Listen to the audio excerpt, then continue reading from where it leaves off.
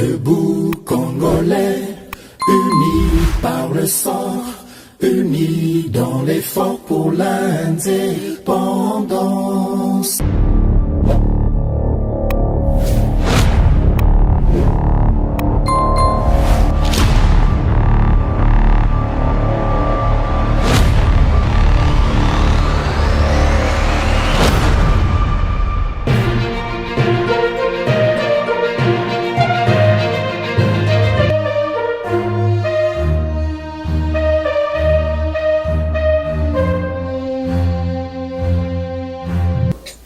Oui, madame, na GCAM Télévision, fidèles abonnés, chers internautes, na Pesibino Matondo Mingi Ndenge, pour renouveler confiance na Bino na etando ya GCAM Télévision, na année 2024 tozali, en tout cas, na Pesibino Matondo Mingi pour la fidélité et confiance wana bozoko banako pesabiso.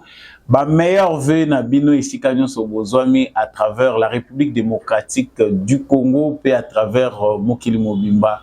Afrique, Asie, Amérique, Océanie, Europe, en tout cas, matondo nabino mingi, beaucoup ba toujours kolanda etando nabino pour na analyse, pe décryptage ya information ya mwana mboka samba olonga ndenge na mesana koloba toujours que mokili ezali balance et justice ya nzambe eratakate ezalaika pour na 2023 et même en 2024. La justice divine n'épargne personne. Nyon soto ko salaka to salaka en 2023 ta salaka en bané 90 yeba yango ke mabe na yo ko rattraper yo. La seule façon yo ko éviter que molona na yo ya mabe e ko ba kolanda o te tina lilita na yo ezali kozonga sima ko bongisa na ba comède mortel ko bongisa pe na créateur o azali likolo ya ba créature nyonso po monso toza kosala na nkuku na mpoasa et banaka. Alors que l'on a mabete, il n'est pas tard pour changer. Zonga mutu. Na zongi na lombango na actualité yangonde sangisaka ngai na bino yangonde mutesala ete toyebana mukolo lelo ezali mukolo liboso oyo Moïse Katumbi Tshapwe ndenge bazali kobenga ye, en tout cas candidat malheureux selon les résultats publiés par la CENI en attendant la confirmation par la Cour constitutionnelle. Moïse Katumbi Tshapwe azali vraiment ko reconnaître ba résultat wana te azali ko contester yango mukolo lelo nde ye penda azwaki libaku ya ko talisa na ba imboka o ezalaki ba sentiment na ye discours na ye okolanda une partie na kati ya émission oyo kasi na kati ya maya lobby ya monisike en tout cas ezali braquage électoral ba yibi penda ba élection ezali penda o ebimi na CENI ezali penda o ezalaki expression à peuple congolais te ya zangi ko yebisa peuple congolais te ke esengeli ya telema ba nyonso ba votaki esengeli ba telema ba bangelo moko te par des manifestations pacifiques, des revendications esengeli ko barrer route na supercherie wana po et ça le malisusu te na mboka na biso na ba frères africains en tout cas esengeli toyeba ke Félix Tshisekedi azali de plus en plus félicité à travers l'Afrique et le monde. En tout cas ba président africain baleki déjà 10 oyo bazali ko féliciter Félix Tshisekedi pour la réélection na ye yango ye pas azali ko talisa na bango ete est-ce que ba congolais bazali ko mériter ba élection dignité. En tout cas, l'élection est l'équipe AB. Pourquoi les frères africains vont féliciter Félix Tshisekedi? Nous y reviendrons. Félix Tshisekedi qui est en béatitude électorale, en tout cas, Azali, qu'on prévoit qu'on prêter serment dans le stade des martyrs et à Pentecôte de Sikawa Pieponami pour la prestation, il y a serment, il y a candidat numéro 20. En tout cas, jusqu'à cette heure où je vous parle, la Cour constitutionnelle n'a enregistré aucune demande d'annulation ou bien demande de moko recours moko par rapport à résultat au CENI à PESI. En tout cas, opposant politique topé, contestateur il y a élection présidentielle, talisi que bango vraiment koyi ko kendete ko se fier na Cour constitutionnelle parce que yango ezali vraiment te digne pour na ko pesa bango oyo bango bazali kozela. Si cette journée se termine là qu'ici il y a aucune possibilité de recours, nous reviendrons na likambo na tokolobela pe toujours na kati actualité na biso ba procédure nini possibilité nini ezali donné na Moïse Katumbi lokola na moment oyo azali ko reconnaître victoire te ba tuna ezali nini face à la communauté internationale, le peuple congolais, qu'est-ce que l'avenir peut réserver au candidat Moïse Katumbi na kanisi ezali ba question ezali ko se poser mingi qu'est-ce qui peut arriver au Katanga parce que ba vidéo ezali ko circuler na ba réseaux sociaux kotalisa comment bandeko bakasayen bazali vraiment en insécurité na bisika mususu bazali obligé ya ko quitter ba village pona ko kende na ba grande ville esika wapi bakoki kozala en sécurité. Qu'est-ce qui peut arriver au Katanga vu ce qui se passe et loko les ali mituna na bino biano ezali pe na kati ya émission oyo tokolobela pe rébellion oyo reza rébellion te en tout cas mouvement terroriste M23 ils ont soutenu par le Rwanda bango bazali ko se ranger derrière Corneille Nangaa pour la contester pe makambo etali élection. En tout cas, réélection Félix Tshisekedi ezali ko tala bangote, bango bakoti na sima ya Corneille Nangaa pona ko boya pe o etali makambo résultat maponomi Félix Tshisekedi akotikala ko sala président na bangote parce que ni légalité ni légitimité ezali ko uta na ye. Que reste-t-il de ces mouvements ici nini ko kozala na mouvement oyo par rapport ya makambo élection to ko lobela yango na kati ya émission na biso recommandation ni communauté internationale azali ko sala pe na ba candidat président de la République. En tout cas, nous n'avons pas eu le temps d'en parler. To ko lobela yango na kati ya émission ya moye to sukisa na publication ba résultat provisoire ya ba élection législative ezali repoussé par la CENI sur base ya problème ya compilation ya ba résultat ndenge ezali en cours bazali ko continuer comptage na bango yango nde esali que date oyo ezalaki prévu pour la publication ya maponomi ya ba députés nationaux na provinciaux et salema lisusu te ndenge babongisaki milelo kozala mingi eza parenthèse na kati élection na biso mikolo pe to bombi parenthèse ya soka émission na biso pona kotalisa bato culture ya paix, culture ya démocratie, culture oyo esengeli toyeba pe ko apprendre ndenge nini bandimaka. De fait, voilà tout pour les sommaires na kanisi nazaki mulai mais na kati ya sommaire pe ba explication mususu ekotaka actualité na biso ezali ko continuer tout de suite là pour tout ça la analyse. Merci Nayo Mutopuni. Toujours GCAM Télévision pour la 2024 en tout cas longonya na bino ba union sobukoti na 2024 ba ve na ngai ya malamu pour na bino bonso soko koti na 2024 na nyongo na nga soit aux abonnés en tout cas aux alliés éclairés moko ya mutema mabe. Abonnez-vous, partagez, laissez un commentaire depuis wapi yo landaka samba olonga olinko futa banyongote. La promesse aussi est une dette. Ce que vous foutez à Banyongote, vous salaka malamu. Quand on promet, on réalise. Donc, c'est quelque chose que nous devons vraiment modifier pour l'année 2024. Ce qu'on promet est comme Nyongo. Ce que vous avez la possibilité, on ne promet pas. Voilà pour l'essentiel. Les alaki ambiance, il y a début à émission. En tout cas, bonne année, bonne année. Tout le monde a les sous-sous. En tout cas, nous autres, nous penda. Et puis, ambiance nango comme d'habitude, de télévision, tous on a besoin de repos. Bon, ndima biso soki bozomo na biso tozoli mwaka air moko, c'est parce qu'on est obligé aussi de méditer pour que 2024 soit plus meilleur. Deuxième mandat Félix Tshisekedi. Il faut y la biso pe makambo ya malonga. Tozongi na actualité na biso ndenge na uti ko lobelango awa. Ezali pour la première fois uta proclamation résultat et salami Moïse Katumbi azali ka s'exprimer mukolo ya lelo pona kotalisa oyo ezali ba sentiment na ye na ba résultat oyo CENI a publié. En tout cas ngai na sepeli na lubino moko boyoka oyo ezalaki discours ya Moïse Katumbi eza ba séquence toponi parce que na ensemble ezali plus de 7 minutes mais na pesi bino moi quelques séquences bolandango malamu simande tozo de la gabégie et de toutes les injustices. C'est pourquoi, avec d'autres compatriotes, avec les forces sociales et politiques et prises de liberté, un sursaut citoyen est nécessaire. Sauver notre démocratie est devenu plus qu'une priorité. C'est un devoir et je ne faillirai pas à mon devoir citoyen. Raison pour laquelle je vous demande de ne pas baisser le bras, de ne pas céder au découragement ou au pessimisme, mais bien au contraire, de reprendre la marche que nous avons engagée ensemble.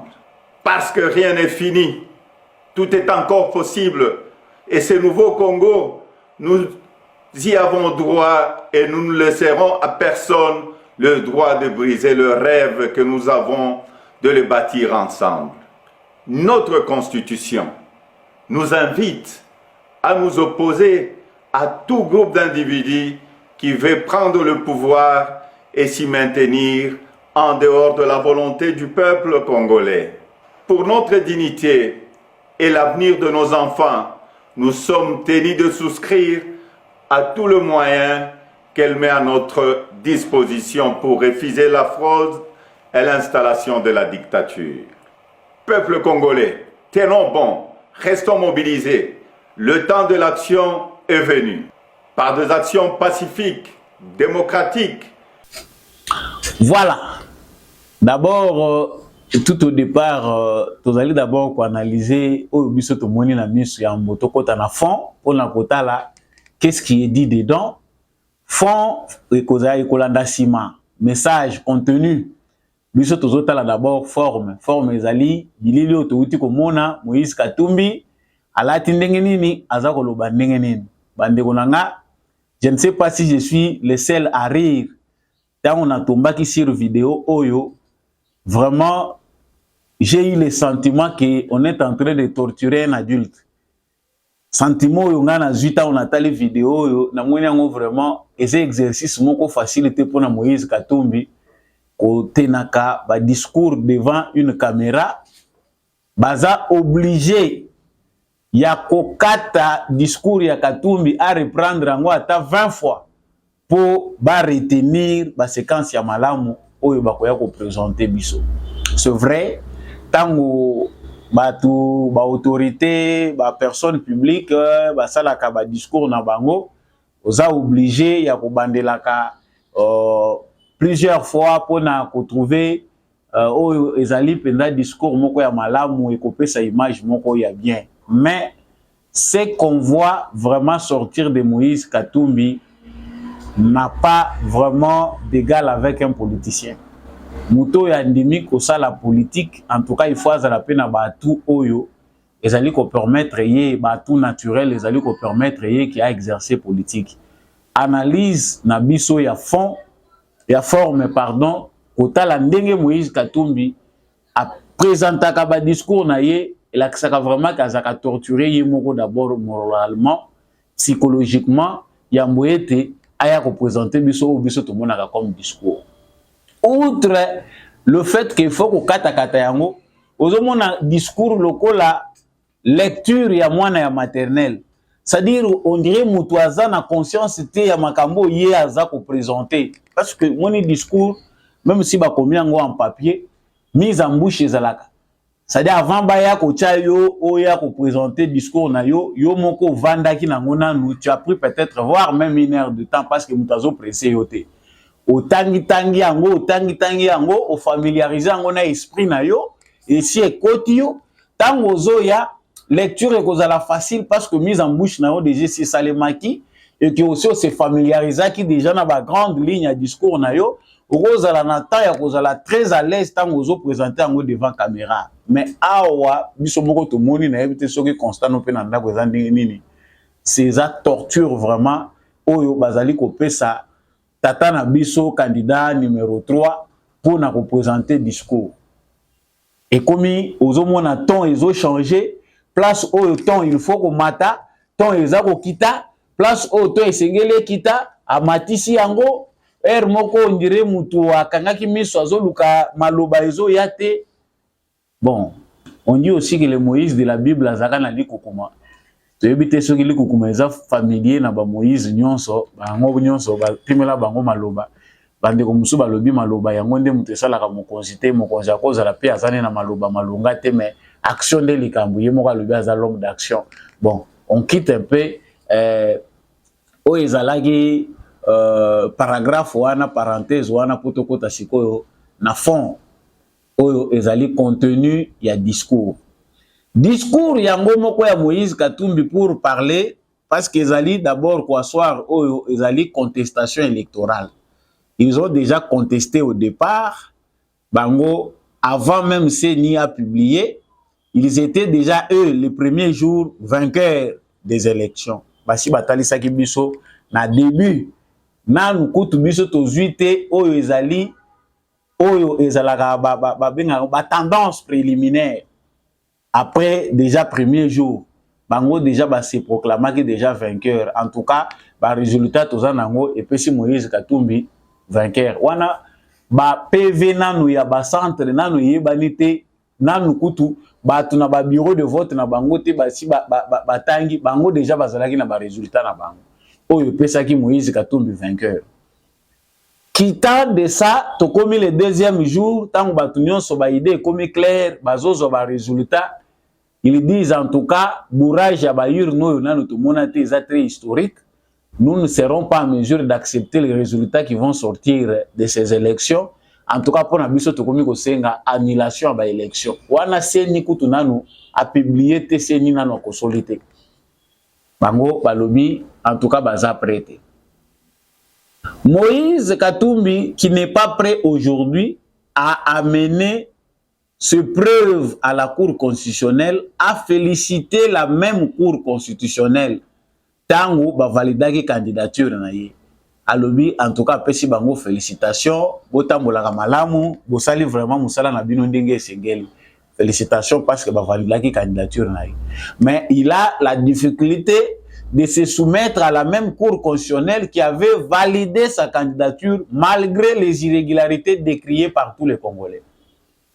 Majorité ba Congolais ba monaki qui en tout cas vu la procédure, ce qui trouve tout là de la makambo malamu, Moïse Katumbi a kozala candidat président de la République. Mais Cour constitutionnelle a souvent qui a fait le contraire. Mais cette même Cour constitutionnelle, félicitée par les camps Katumbi, baza prêté à ko pesa bango lisusu confiance wana sur base de preuves ba kende ko présenter ni na bango. Biso nyonso to s'attendaki que sur base de transparence cette fois-ci, Moïse Katumbi qui nous a dit que le résultat au bango ba kondima. Et ko wuta na résultat au 5 na SCC ba ko comparer na musala ya CENI. Ce n'est plus le cas. Bazali lisusu ko yebisa biso te que 5 na SCC ba ko pesa bango résultat ya vérité des urnes bango ba ko mona. Ce message discours là toyoki yango lisusu te na discours ya Moïse Katumbi.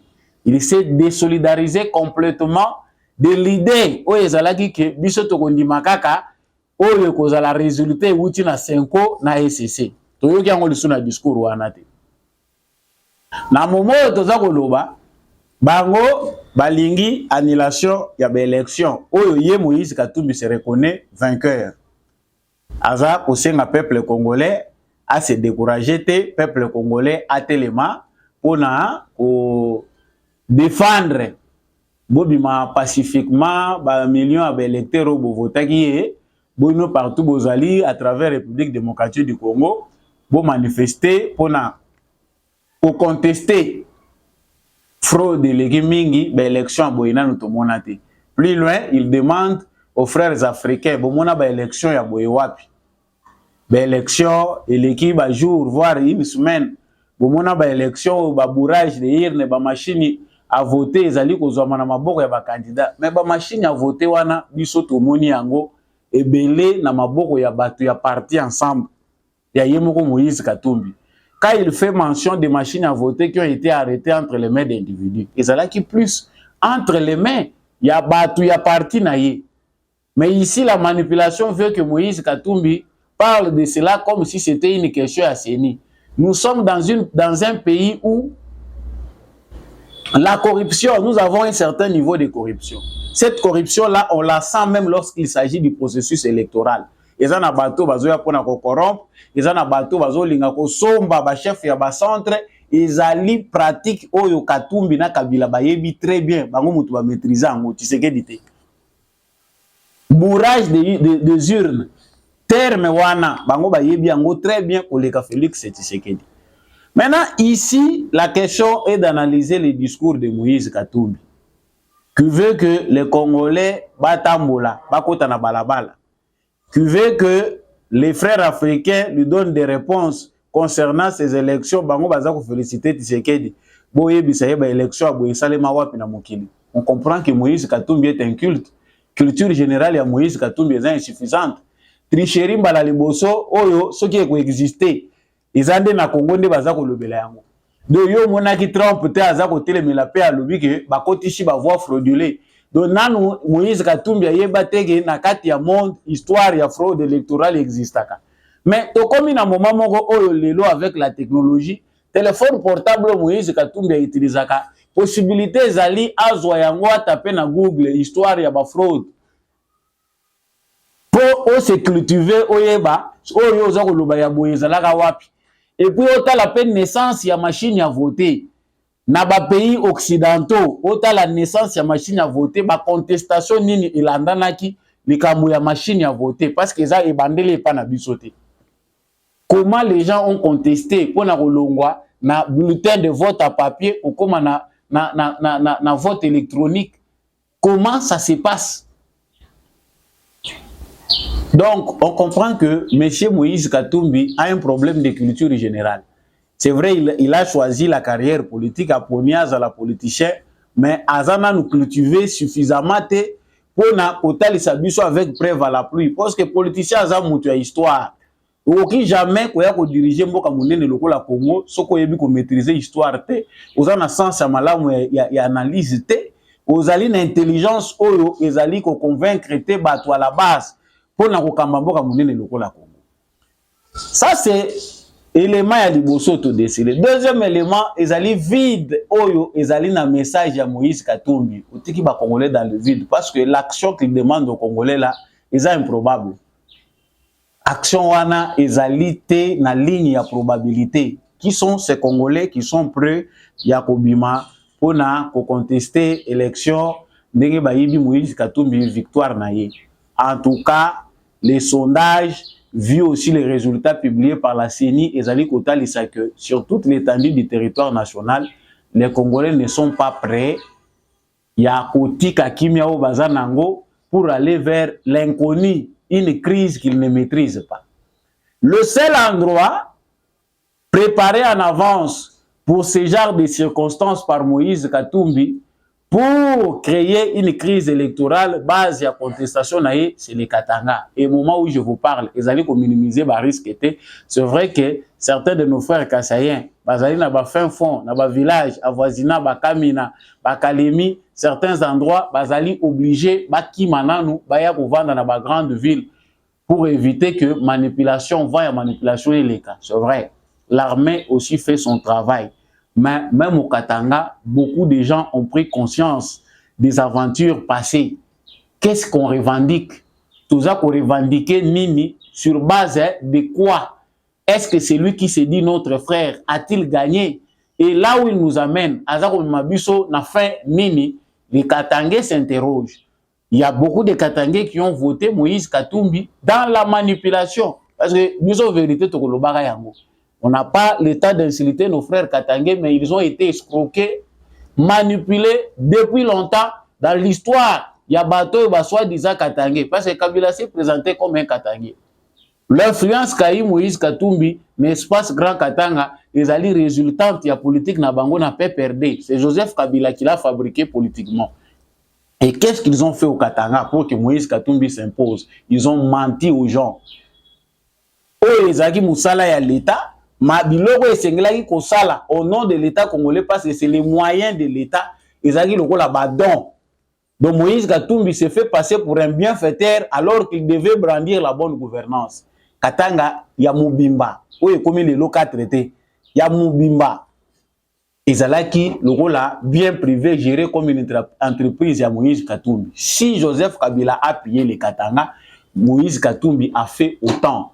Mais comme certains de nos frères Katangais, parce qu'on ne peut pas parler de tous, bah, zoaki confiance, bah, péché na mutoyo, azaki lokola mpuku, azako lia, azako fula, bazui temps ebele ba consacrer na balobi ah Moïse yetu Moïse oya biso yo nde muto aza penda Moïse le sauveur à solo. Il prie comme d'autres prières azoya kopesa lokola badon.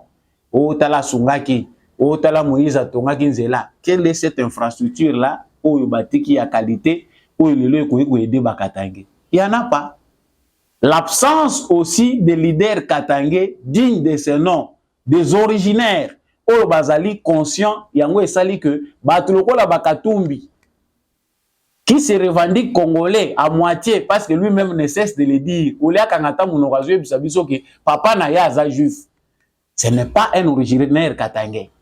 Il a une nationalité. Tu évite ce que tu as dit. Mais ezali bino moko bandeko bakatangais ndenge bo fabriquer ye. Mais est-ce que les katangais sont-ils inconscients pour laisser une crise ekwe pa na bango?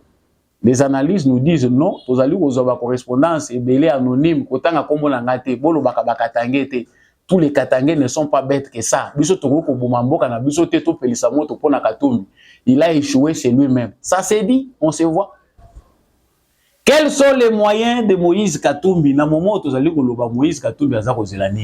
Nous l'avons assez dit. Depuis l'année passée, déjà l'année passée, 2023, Tolobi Ango décembre, Moïse Katumbi n'a pas les moyens politiques suffisamment pour asseoir ce qu'il appelle contestation. C'est une aventure qui n'aura pas d'avenir. Pourquoi? La communauté internationale n'est pas derrière l'aventure Katumbi. Moïse Katumbi n'a pas un pays officiellement qui peut l'adopter dans cette aventure-là. Tant Moïse Katumbi a bondi na candidature na yeti aya ko se bousculer pour abimalokola leader de l'opposition Mbappé Saye qui a comme candidat commun aux États-Unis, même en Europe, bateau yo ba fabriquer pour ça la chantage ou toujours bien un chantage, bazala qui prêté ya ko yambaye officiellement pour Saye pour wana diplomatique. Ils ne l'ont pas fait. Moïse Katumbi a eu le soutien de quelques mafieux, ba commissionnaires, il y a l'Union européenne, oyo baliembo ebele na aventure wana pour chercher à l'introduire chez les Américains. Va accepter qu'au paranier na remplacement ya Félix Tshisekedi. Ça n'a pas marché. Beaucoup d'argent, bon et belé pour moi, ba sénateur américain belé ba lié CNC pour na dossier à Katumbi, il n'a pas reçu gain de cause, aucun soutien diplomatique de manière officielle pour Moïse Katumbi. Parce que oye penda boye bayambi yo na département d'état américain bayoki yo, okei penero bayoki yo. Tout ce que Katumbi a fait, c'était dans l'ombre, sous l'ombre de la mafia. Il est qui na bateau basala ka business ya manœuvre. Donc na moment où toza koloba, ba institution internationale, ba organisation internationale, ba pays ebele wana mutu moko ta za près na moment oyo ya ko soutenir Moïse Katumbi na comédie na ye ya contestation électorale. Ça c'est de 1. De 2 eloko na uti koloba awa. Ba élection oui. Est-ce que le peuple congolais est derrière Katumbi? Non. Si ko yebisanga na biloko mibale oyo ozana ngote, okozala waswara ngwapi. Comprenons que discours ya Moïse Katumbi eza emprunt pe ya soni. Po soki na lobité eza soni. Malamu na bimana lo babaye bakabimisa ki peuple. La mise en garde sévère ya États-Unis na Moïse Katumbi. Oyo nyonso aza kosala discours pacifisme tout ça, ils ont déjà sondé l'opinion internationale. Aucun appui. Moïse Katumbi, c'est le nouveau Fayoulou, mais il n'aura jamais la chance qu'a eu Martin Fayoulou. Il a créé sensation dans Bokoyo. Il y a quelqu'un qui conteste là. Si Fayoulou a eu le temps de le faire, il a eu vraiment un appui sérieusement. Appuyer qui est réussir manipulation à Bango. Sur base, il y a des ordres, il y a organisation à Joseph Kabila. Si Joseph Kabila pouvait organiser les choses comme Félix Tshisekedi l'a fait sous son règne, avec une saignée de Kadima, Mindele balinga baza na ta kokota na makambo na bisote ndenge na 2018. Le roi baza incapable lelo. Aujourd'hui baza komona le dessous parce que tout est clair. Irrégularité il y en a, c'est partout au monde. Irrégularité ni no bisote ke no côté la makambo na Congo. Baza ko recommander, ba komi ko sala ba recommandation. Non to sengi na bino bokeni na ba voix. Ambassade des États-Unis a senga ki na Bakatumbi nyonso na ba Fayulu ba se soumettre na ba institution oyo eza habilité mpona kogérer ba crise baza prêté à kosala bango parce que bayebi ke il faut qu'ils vont se reconnaître parce que ba preuve nyonso ezali, ils n'ont pas de preuve, ils n'ont pas travaillé sur les preuves mpona koprésenter yango na cour constitutionnelle. Les preuves qu'ils devaient avoir bango ba se soumettaki na catholique, mais bino boza na ba moyens. Comment n'avez-vous pas pris tous ces moyens-là à disposition na bino pour constituer ba preuve ou pour représenter la cour constitutionnelle et puis devant le monde entier? C'est que l'agenda était un autre agenda. Agenda na bango ezali na planification ya malungati. Donc na moment où toza koloba bande ko na biso yo baza ko sala comédie à contestation bakozala na ni soutien à communauté internationale ni soutien à peuple congolais. Yango biso toza ko senga na peuple congolais. Au lieu na ba débat na bino na cité bolekisa tango ya kodiscuter ka lisusu ki a gagné Katumbi ceci misu na madinga nyonso ya kofungwama, il faut otalisa ngo na Tshisekedi parce qu'il n'a plus droit à l'erreur na deuxième mandat ou azui. C'est un mandat sans contestation. Déjà victoire à Boyela qui sera déjà que opposition ezate ya malonga na mboka.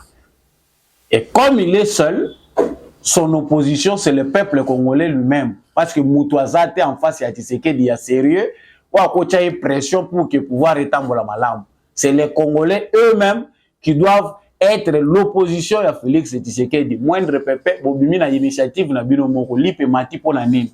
Oui, que plus de pouvoir d'achat ou achat lobby, plus de pouvoir d'achat, plus d'emploi, makambwasa la ki yangwana. Oyo Congolais nyonso aza ko yinela ye. Batu musu ba pesi ba vana Katumbi po amoni ne musala malonga te. Amoni na ye pouvoir d'achat s'améliorer te. En tout cas, sans explication, il est allé voter Katumbi. Mais si celui-là voit l'emploi, voit pouvoir d'achat ba Congolais augmenter, il a toutes ses raisons. Yango moni mandat oyo eza nango na problème te. Et puis ceux qui se disent opposants na moment toza koloba na bino baza na chance te. La main tendue de Tshisekedi en 2018 pour na Fayulu et kozala jamais le lot tendu pour na Katumbi. Même au nom de la paix, ça ne peut plus exister. Si peut-être pareil une initiative de paix bakoko linga ke paix, donnez-vous serrez-vous la main, oui. Mais il n'y aura jamais un compromis politique dans le mandat où il y a mis Balé Tshisekedi azui. Ça, il faut déjà opposition et ça la matanga, tout sauf un compromis. Tshisekedi n'a plus d'espace pour faire un compromis avec quoi que ce soit. Exacté, les large majorité à Zouana. Et là, ici qu'il n'y a pas de compromis. Oya koyebi sabiso, orazagi na coalition FCC cash. Au moni Covid tango et salaki, au moni boye tango et salaki, il n'y a plus d'excuses. Donc, Tshisekedi travaille aujourd'hui, quand il commence au mandat, sur base de l'agenda du peuple congolais. Oyo est voté.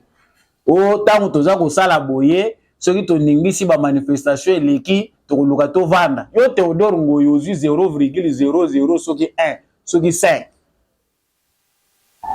Non, président de la République a sala. Donc, bino bo komisi mboko mboka ba crise, ba obandaka ko sangisaka bino po ba lukela bino esika. Nous savons que l'opposition veut se réunir pour chercher l'emploi. Bato toza ko benga o ba contestateur, baza ko luka emploi. Katumbi lui n'a rien à perdre. Il ne peut que sauver les meubles. Et logo Katumbi a ko sauver awa na moment toza ko loba si précis. C'est le bien. Il a le choix entre des poursuites judiciaires pour mawe kozalate. Il n'y aura pas de sécurité pour lui. La justice va faire son travail. Vous contestez. Le rôle aux yeux, l'équité n'a pas beaucoup à justice. Ou la qui s'y preuve, mon côté à malonga. Yeba yango que monsieur, souka bako chayo maboko. Et puis, ceux qui ont joué parapluie à la communauté internationale étaient dans le théâtre à Boyko, Bimela Kawapi. Yango, parenthèse, oyo bazanango awa, pour na renchérir, ezali, parenthèse, y aventure oyo Corneille Nanga zako sala. C'est le seul choix pour Katumbi, c'est de rejoindre Balie Naye. Balie Naye, oyo, bazali, Kagame, na aventure oyo, bazako sala na Nanga. Félix Tshisekedi nous a déjà bien expliqué. Quand Nanga quitte à ce discours à Bakisha Lobby, non, tu allez reconnaître le résultat. Tant que Zamba, ils allaient pour l'élection, yo yebisa biso avant que des armes qui rejoindre ba ennemi à peuple congolais, ba terroriste à M23. Raison ezalaki nini? Ezalaki sur base ya contestation électorale ou bien ezalaki accord moko secret yona Tshisekedi. Nanga devant plateau ya TV5 Monde France 24 n'a pas pu dire aux Congolais c'est quoi le fondement de sa revendication. Et loro nini commissaire exilé et loro nini ekoki kosala ke Nanga akende ko rejoindre Kagame tomoni yango te. Alors on va dire Nanga ne reconnaît pas la victoire de Tshisekedi. Quelque part toujours citant rapport certains nos frères en parlent. Mais ne rejoignons pas pardon cette campagne oyo ezali ya diversion. Nanga kaka ndenge Félix Tshisekedi abengi c'est un aventurier. La cible c'est Kagame, c'est la communauté internationale où est fabriqué Kagame. C'est les États-Unis. Ce n'est pas les Nanga. Ceux qui biso toche Nanga na kati actualité na biso to komi ko lobela Nanga, toujours ça les publicités à Ophélie. Tshisekedi n'a pas le temps de se concentrer sur Nanga. L'ennemi s'appelle Kagame. L'ennemi, c'est les Occidentaux qui ont fabriqué Kagame. Voilà la cible. Si tu se rabaisser, tu es à niveau à Nanga, tu es bango que tu commences à la théâtre. Au moins, il y a une grande ligne à médias congolais, tu commences à la publicité à Nanga. Nanga. Qui est Nanga? Qu'est-ce qui peut faire que Nanga de l'ex-président Asseni, ou sous Ernaye, tout le monde alternance pacifique pour aller comme un rebelle. Il n'y a aucun soubassement où les alliés que Nanga, le lot, a joué crédit dans les Congolais. Aucun Congolais sérieux ne peut rejoindre Nanga parce qu'on sait que c'est de l'aventure. Par contre, le Nanga a les animi. Nanga est au service de Kagame parce que Kagame cherche des visages congolais qui peut blanchir le mouvement M23 qu'il veut à tout prix qui est à la mouvement Moko congolais. Considéré comme mouvement Yaba congolais, la Makamuna Bango. Le M23 dit défendre les droits de Tutsi, des réfugiés Tutsi. Si vous avez nakati ok défendre nini, vous s'associer pour bossa la nini. Donc, chers frères congolais, il y aura des sujets de distraction pour nous distraire. Mais na temps où biso to continue en 2024, moins de distraction, plus de travail. Bon, mon a sujet mususu biso mususu to banda ko beta ngo bakara, mais ba internaute tozali balingi base. Tolingi to lo baka sujet moko sensationnel, mais nous on est là pour vous dire la vérité. La vérité c'est celle-là. Ceux qui Congolais à se laisser les sous distraire, nous allons perdre Tshisekedi.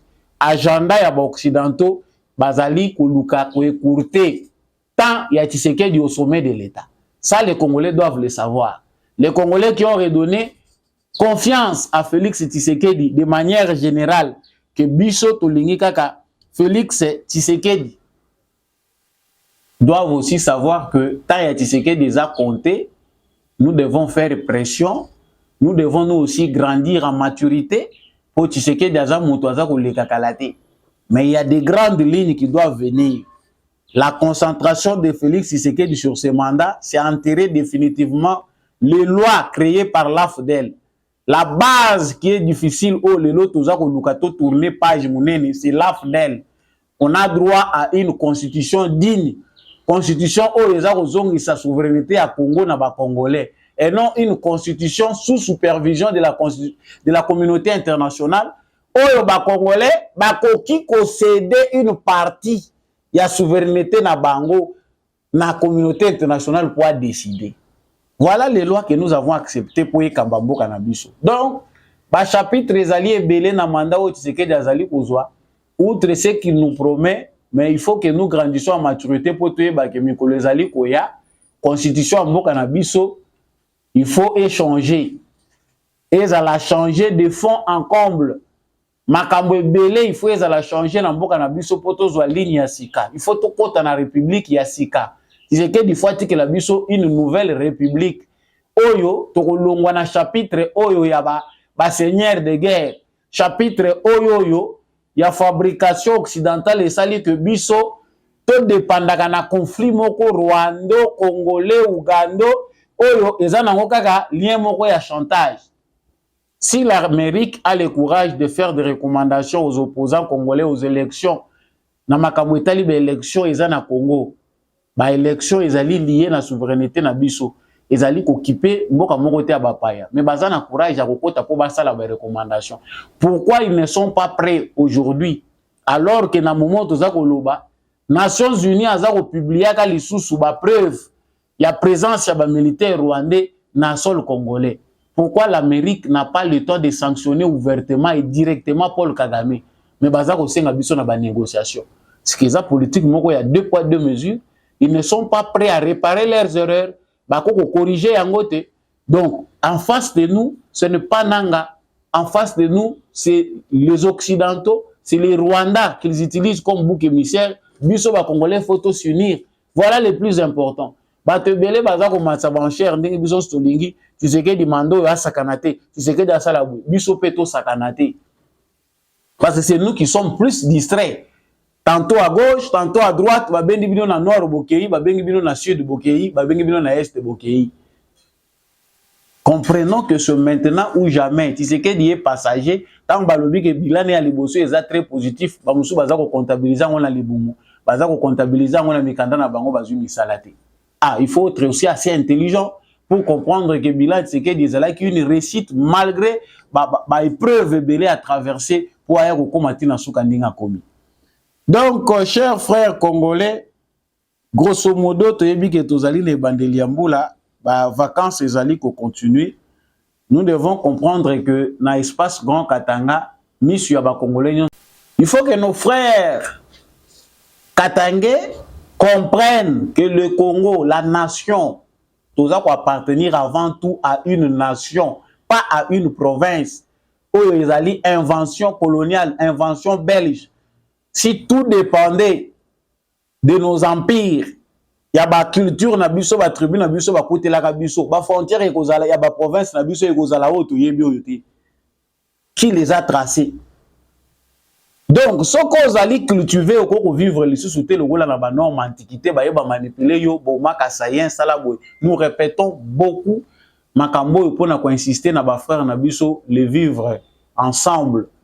Ba kasayen de ba ennemi na binoté. Ce ne sont pas les Kassaïens qui empêchent votre développement, l'espace Grand Katanga. Il y a des images qui nous viennent.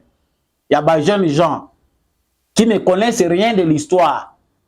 Vidéo oyo nazoti ki la bino bolandango parce que ça s'est passé au Katanga. Bolandango na nusimatozungi. Boy wana wetu haya. Iwoye kala kizaba. Ikune namba. Misalaba ikune namba ibilampe. Kimbo ikune namba ibilampe wana wetu. Ikimbo. Bawe babakache bakalabasha bulogo. Yayo imikonda ikune namba. Ibabele na shamu disi ndakumana mu muntu na shamo. Bawe ibambu twile. Babo baya. Ikune namba. Ibatibe mutibo. Bo baya. Abo baya bana betu.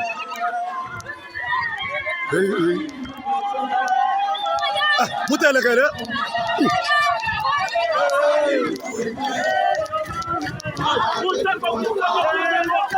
Awashao. Ibatombo ke bana bamana mulume. Awashao. Saya wana kwa tuta. Bato etutomboka. Kasai muno mweto.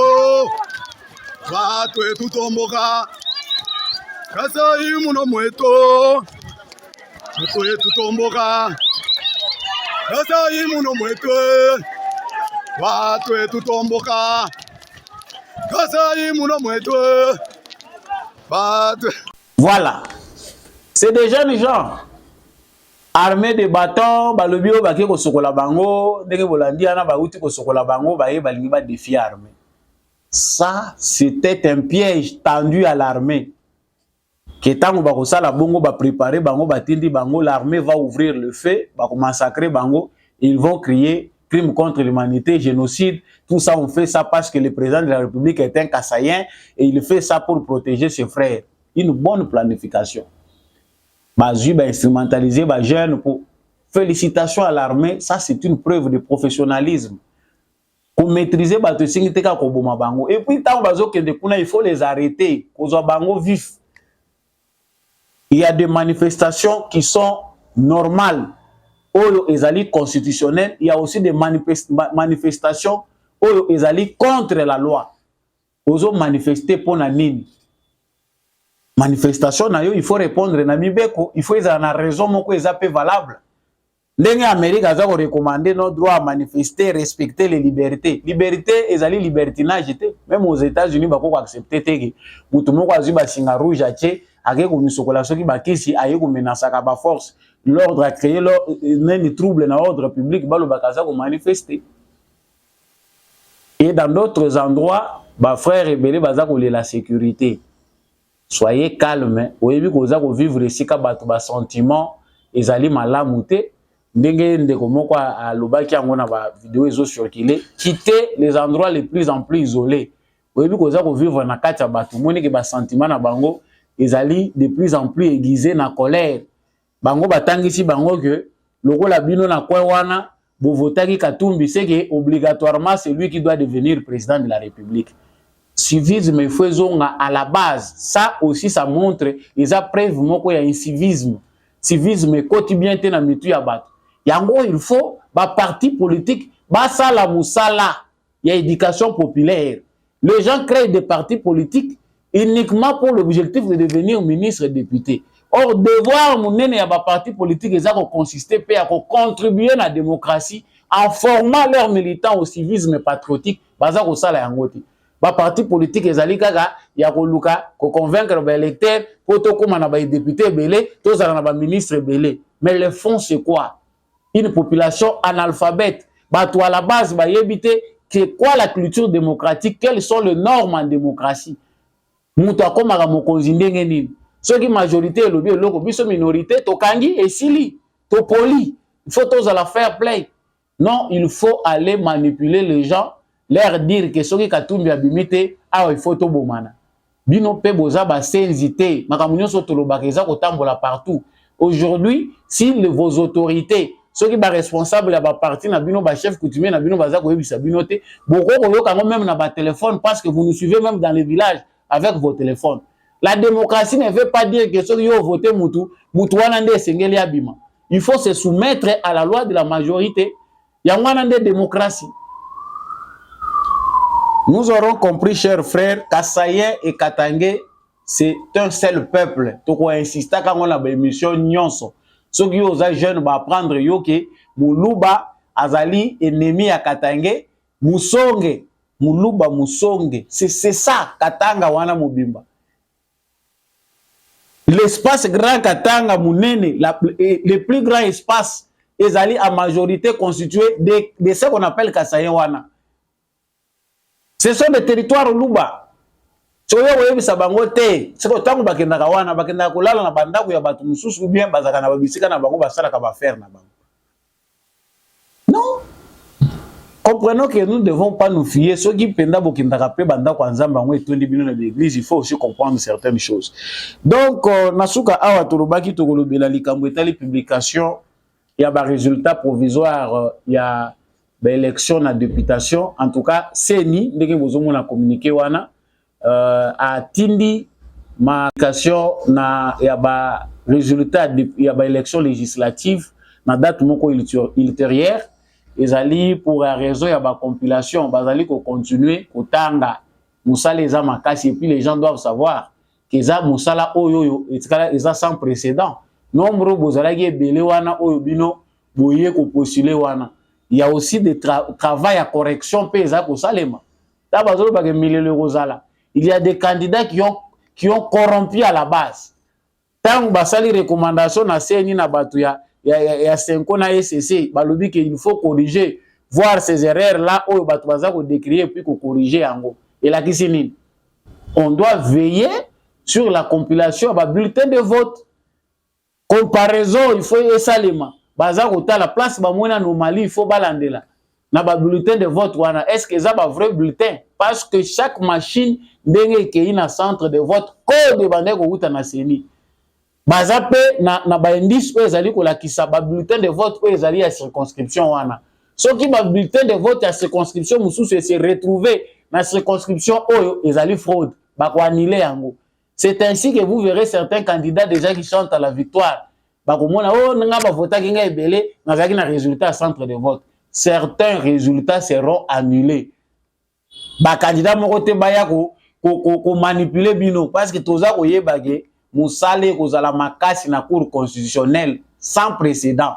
Musala wana eza d'abord dû na multitude ya ba candidat ba postulaki pe ba aventurier belé oyo ba tiaki ba moyen na bango en jeu na ba centre de vote na ba bureau de vote pour na corrompre bourrage oyo Katumbi azoloba na batu na ye et salami peuple na batu na ye et les anciens kabylistes voire même ceux qui sont dans l'union sacrée la CENI kotika ngo elekate on va bakolandela ba circonscription belé bakolandela place au anomalie ezali à titre à comparaison il faut revoir tout ça pour corriger la kisi ba trouver ko zala ki tricher ba annuler ba bulletin wana nyonso et ke na mai alokolela yo so bandi da ko mitanga ozo mibenga déjà vainqueur question musu bande ko baza ko tuna ngai ya balobi mais ba député oyo ba postulaki ensemble bango pe ba kozala ka na non reconnaissance ya ba résultat ce qui peut-être par hasard abimi député akoboya ko siéger à lobby ki azolanda Katumbi aza ko contester bango nyonso ba ko reconnaître nyonso te en général ou bien ba makambo etali législatif bango ba ko reconnaître ah biso wana to yebite soki ba kozoba na bango ça c'est etali bango mais peuple congolais chers congolais mobilisons-nous partout où nous sommes pour préserver les acquis de la paix. Certains députés vont chercher à diviser les Congolais. Au moins, qui gagne des facilités parce qu'il y a une union sacrée. Au moins, il y a tel parce qu'il y a un parti politique tel. Il y a au moins il va favoriser bango. Et au moins il y a séné kuna va travailler qui. Au moins il va tondiseli école hôtel. Au va tcheboy. Vous verrez tant de discours. Les résultats, il y a élection législative. Na oyo déjà tout moni mentalité à batebele balingi ko disparaître dans la scène politique était. Il faut la paix préparer na conscience ya ba Congolais. Émission ya mokola lelo esuki wana na beti le société mingi na likambo etali culture ya ko reconnaître réussite to pe victoire ya moninga. Tant toza ko bokola bana na biso bano baza ko bota masikoyo to transmettre bango gène ya tribalisme te eza héritage o batikela ka mwana te soki o papa oza motema likunia oza na bondoki na yo eza héritage te mwana kokozwa soki po so komi elenge eza obligatoire te que faut tambola na ba trace ya mabe ya tata na yo eza yango te. Nos enfants doivent apprendre à respecter à accepter la réussite des autres soki moninga azui osepeli ezali réussite moko collective. Ceux qui opposent moninga pe ACP là. Ceux qui victoire ezali ya moninga omoni o ya bimi deuxième troisième toye to féliciter muto abimi muto aliboso. Eze loko il faut être terrorisé na mitu na biso po lobi ba paya ba kota kalisu na makamu na biso te. Émission na biso esili na peshi matondo na équipe technique o ya accompagner kinga ya ndekombi à chaque comme d'habitude. En tout cas 2024 yango to bandi lisusu na bino eza numéro 001 ya 2024. Merci na yo mutolandi émission oyo. Merci na yo mutotikali toujours fidèle na kolanda kabiso. Soutenez, aidez GCAM Télévision à aller plus loin. Laissez-nous un commentaire, un message si vous avez apprécié cette émission. Likez, partagez, abonnez-vous si vous n'êtes pas encore abonné et surtout totikali ba wazalendo pe FARDC na motema pona ba nyonso bo soutenaka debout congolais. En tout cas, on va na bino et monani na deuxième émission prochainement. Au revoir.